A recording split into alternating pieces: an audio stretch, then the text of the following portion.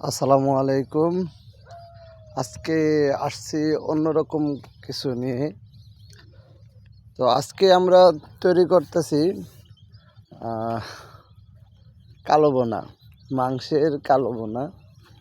তো দেখেন, এই কালো বোনা তৈরি করতে কি কি লাগে, কিভাবে তৈরি করতে হয় অনেকে জানেন, কিন্তু আমার এই রেসিপিটা একটু আলাদা। ফার্স্টে একটু আমরা অয়েল দিলাম, অয়েল দিয়ে তারপর একটু নাড়াচাড়া করতেছি। এটা গলার আগ পর্যন্ত নাড়াচাড়া করতে হবে।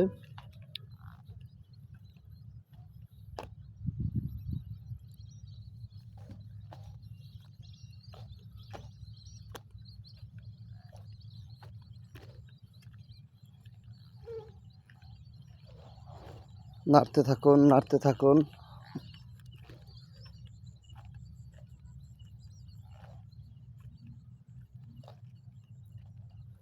এখন আস্তে আস্তে ওই মাংসের যে টুকরাগুলি, সে মাংসের টুকরাগুলি এই অয়েলের মধ্যে দিয়ে দিতে হবে। গরম তেলের মধ্যে মাংসের টুকরাগুলি দিয়ে দিতে হবে।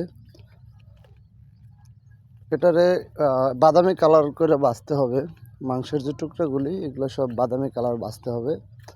যতক্ষণ পর্যন্ত বাদামি কালার না হবে ততক্ষণ পর্যন্ত ভাজতেই হবে।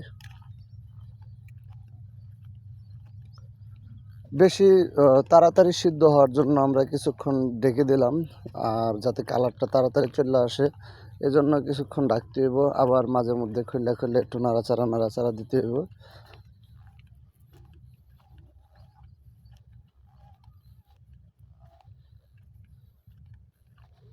যখন বাদামি কালার হয়ে গেল, আস্তে আস্তে সব কিছু আমরা সব মাংসগুলি তুলে নিলাম। এখন এখানে প্রয়োজন মতো মশলা, পেঁয়াজ, রসুন, আদার বাটা, জিরা বাটা, গরম মশলা ইত্যাদি আস্তে আস্তে দিতে হবে। আর একটু নাড়াচাড়া করতে হবে। মশলাগুলি যখন মিহি মিহি আসবে তখন আবার সব মাংসগুলি ওটার মধ্যে দিয়ে দিতে হবে।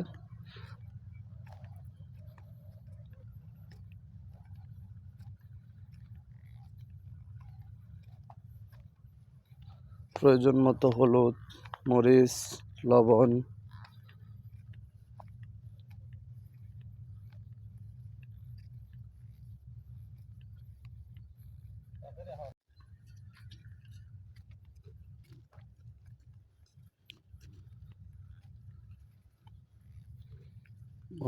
ফেভারিট একটা গন্ধ। তারপর একটু পানি দিলাম, পানি দিয়ে একটু নাড়াচাড়া করতেছি যাতে মাংসটা সিদ্ধ হয়। এভাবে কিছুক্ষণ জাল দেওয়ার পরে তৈরি হয়ে যাবে আমাদের সেই কাঙ্ক্ষিত কালাভুনা। এই তো।